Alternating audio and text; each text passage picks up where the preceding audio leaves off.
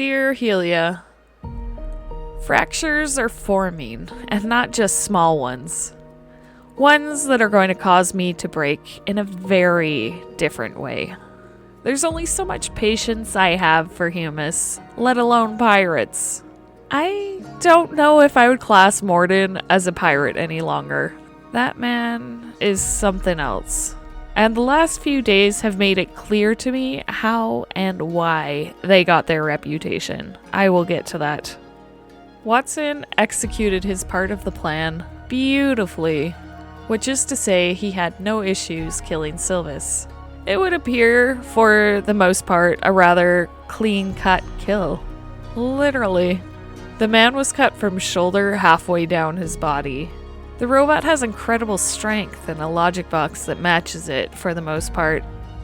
We had collected Calvin and the rest of our crew from the brothel and headed to Sylvis's ship.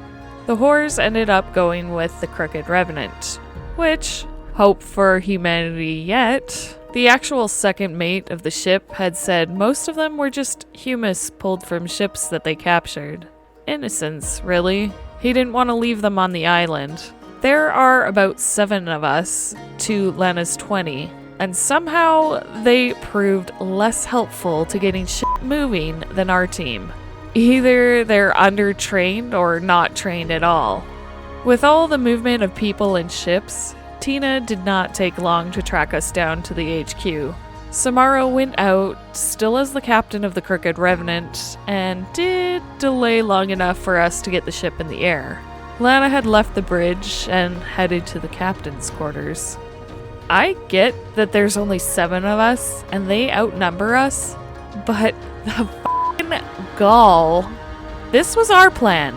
She was roped into it, not us into her getaway plan. Her ship was supposed to fire on the pirate base, which I found laughable the first time it was mentioned, but figured it wasn't a big deal. That we could clean up with Mon Cavalier. However, insult to injury, her men openly fired and hit Shep. From the sounds of it, from what I can piece together now, it sounds like dearest Lena had given a command to destroy Watson for something he knows or heard, no doubt about her nameless island. Maybe he caught a glimpse of the maps. But regardless, Watson had pulled out one of his bigger guns. I think this took them back a bit. I suppose they weren't expecting a robot to be armed. I can make an educated guess from knowing how Shep fights that he was lurking nearby and had meant to do something about it. Clearly, that didn't go as planned. I asked them to stand down and got retorted with the fact that I was not Lana. One too many jellyfish in that sunken ship. If shit isn't going my way, I need to make it clear that I am 110% committed to making sure it's my fault the second time around.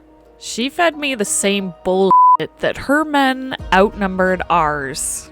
I am very well aware of that. I am also well aware of which fighters I brought. I took a strong stance on this, cutting free her pistol. I am so sick of that thing being pointed at me. She chose to draw a dagger. I disarmed this as well, and she dove under the desk. Honestly, a smart move for the cover alone. There was a strange sound from under the desk. I should have figured this one out, and I feel rather dumb for not thinking of it, as once more the descriptor of pirates comes to mind. She had slipped through a trapdoor, tail between her legs. I can only hope that it led to open air. I am now stuck dealing with her 6-man guard, and the fact that she is no longer in the room to tell them to stand down. But I intend to make my point if I have not already. This may mean spending some quality time again with Sybil if we make it back to the ship. I am sure as hell know that if I gain control of the ship, Lena will not be seeing hers. There's only so many times you can kick the dog before it bites back. I am in over my head, Helia. I am pissed at her. For fuck's sake, she's gonna pay for it. Signed, Born Mad Hades.